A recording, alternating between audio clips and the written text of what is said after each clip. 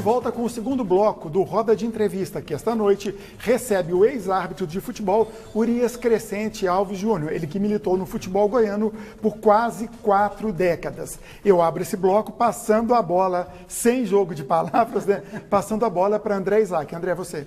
Muito obrigado, Enzo. Ô, seu Urias, tem uma história que eu gostaria que o senhor contasse para a gente. É verdade que sua mãe já te salvou de um jogo no Estádio Olímpico, de algo pior que poderia ter acontecido com o senhor lá? Positivo. Eu falo com a minha mãe, era uma matriarca italiana, por causa do seguinte, eu apitava um jogo Goiânia e Botafoguinho do Zé Decreto. O Goiânia era superior. E tudo era aberto, não tinha alambrado. Explica para os mais novos, o Botafoguinho aqui de Goiânia. De Goiânia, de Goiânia, é.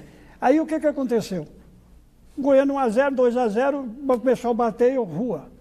1, 2, 3. Tinha uma torneira embaixo da cabine onde o Cunha Júnior transmitia, eles iam beber água ali porque não tinha alambrado. E o Cunha Júnior, porque agora vão bater, estão 3, ele expulsou, ele tem coragem, ele vai bater, e expulsou 4, agora é 4 vai bater. A mama, ali na 68, a dona Maior vai bater no Urias. O italiano é um avental e o lenço na cabeça. Ela passou a mão, entrou e pegou o Gerardinho, chegou lá e entrou. Tinha terminado o jogo. Estava aquele descendo e eu estava na mesa. Quando ela entrou, puxou debaixo do avental um 38 e falou, quem vai bater? Correu todo mundo, até eu corri. Mãe, que isso? Ela estava branquinha, eu cheguei, abracei com ela, tirei o avental, embroei o revólver. E ela, o que foi? Foi, não, mãe, acabou, não tem nada não. Acabou, eu acalmei ela estava branquinha. Não. Aí peguei ela, tirei ela de um lado para lá, encostei ela, ela aí acalmou, dei uma água para ela. Aí é que eu fui embora para casa. Aí foi o mesmo 38 que você usou depois? Quando de sempre eu levava, levava. Eu não digo mesmo, eu levava. Já aí, precisou uma vez? Hein? Já precisou do 38? Várias vezes. E usava quando?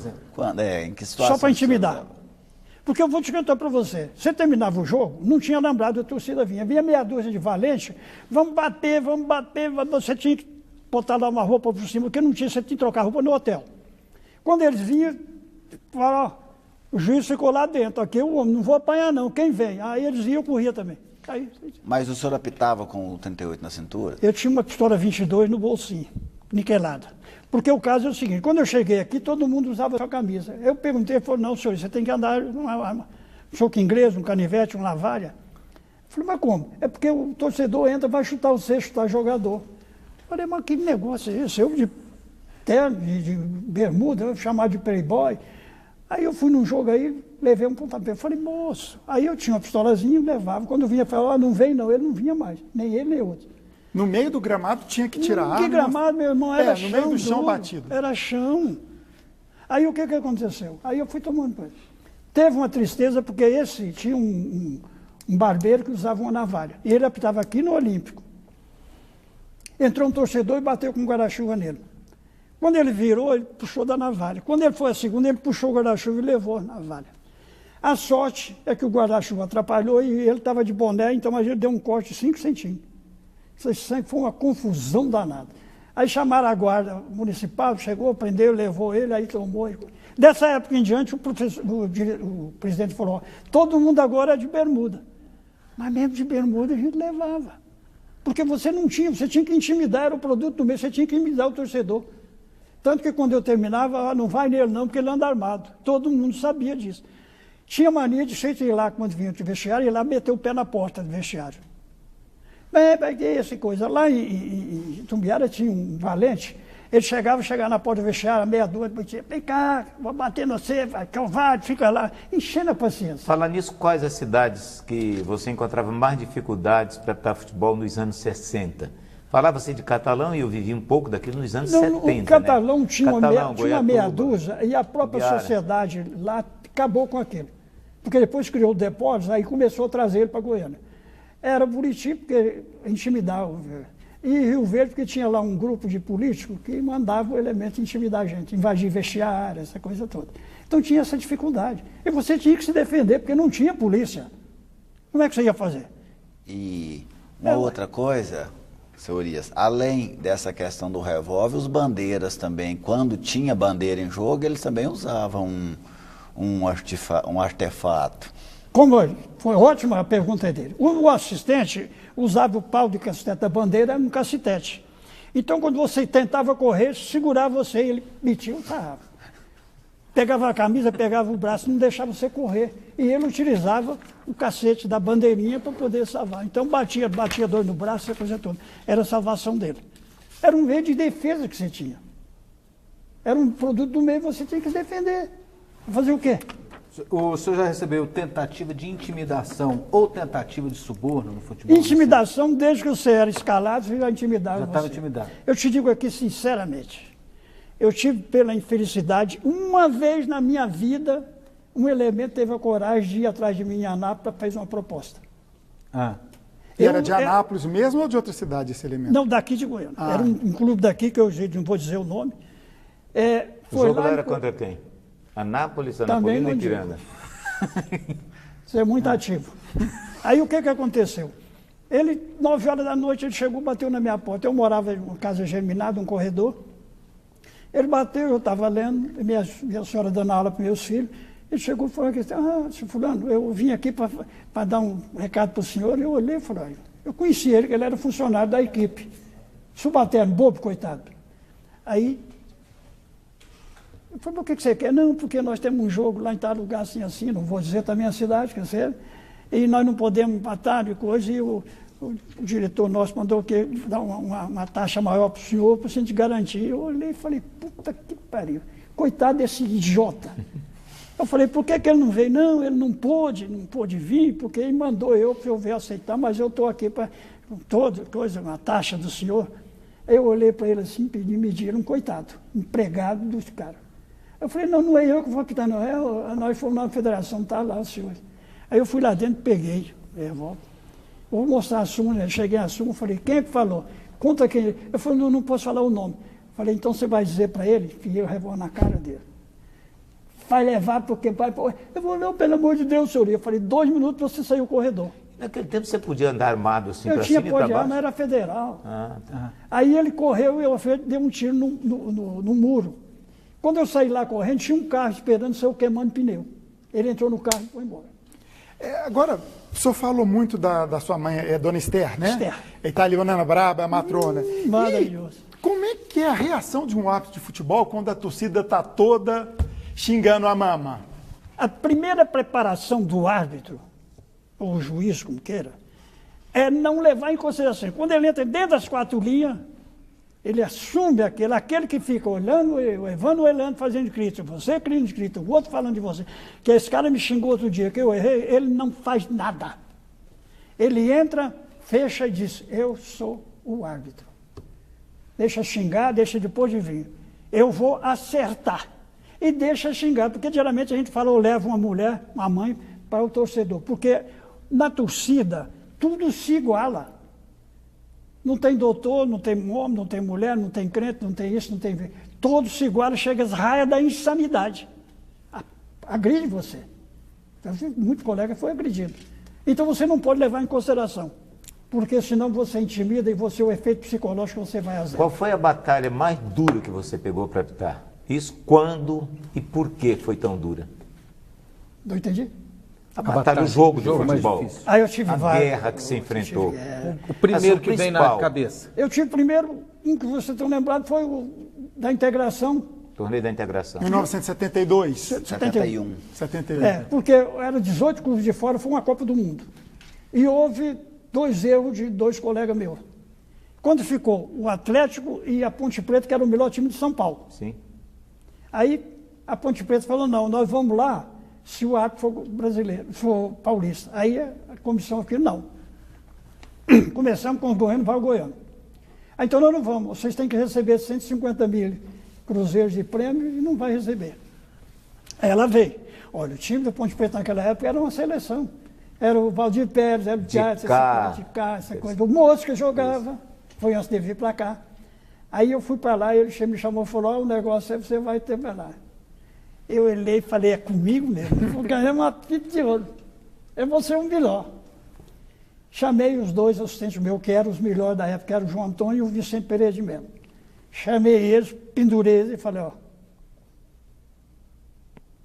o jogo é esse, olímpico.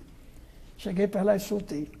O Luizinho, depois vendido, estava acabando com o jogo. Ponta esquerda do Atlético. Matando eles, e eles em cima, e primeiro tempo 0-0. Volta o segundo tempo, 0-0. Aí, era aquele, achando de 30 minutos de 15. Aí a gente vai no vestiário para tomar uma água. Aí o João Antônio falou assim para mim, graças a Deus acabou. Eu falei, não, vai começar agora. Vai começar agora e não faz ainda não, hein? Aí começa os 15 minutos. 15 minutos, 0-0. Quando estava 14 minutos, meteram uma bola, o Valdir Pedro, que era o goleiro, deu um murro. Ela caiu no pé do Luizinho. Quando bateu, o Luizinho só fez isso. Quando ela caiu na rede, eu estava lá no meio do campo já. Naquela época você tinha que correr, para confirmar. Hoje sempre só isso, amanhã você tinha que correr. Aí abraçaram e coisa, terminou o primeiro tempo, inverteu. Tinha um centroavante deles, um grandalhão, que foi de São Paulo, me dando um trabalho danado. Aí ele machucou e entrou outro. Eu soltei o jogo, prendi, fui soltando, e o ponte em cima, e eu lá junto, em cima. Aí quando deu os 15 minutos da segunda, a turma do Atlético em cima do muro, do alambrado, acabou, e mamãe, Maledeta, Fiorone, aquela coisa toda. E eu olhando, falei, agora eu vou aparecer. Prendi o jogo no meio do campo. E que não era normal em você, que normalmente você acabava o jogo aos 44. Mas é que você tinha naquele tempo eles falavam que tinha o tal eles falavam era desconto, né? Deu tantos minutos de desconto. Né? E não era acréscimo. Era desconto. Eu tinha um cronômetro, até apareceu aí, antigo. Aí quando deu 45, eu segurei o meio do campo, falei, agora vou aparecer. 1 minuto, 2 minutos, a turma em cima. Aí quando eu terminei o jogo, o capitão Nascimento, que tinha sido pisoteado por causa dos erros do jogo anterior, ele veio e me abraçou, eu falei, gostou do jogo? Ele falou, então ofereça. Aí ele mostrou, tem a fotografia ele chorando no meu ombro. Foi o momento seu, um grande momento, Grande né? momento.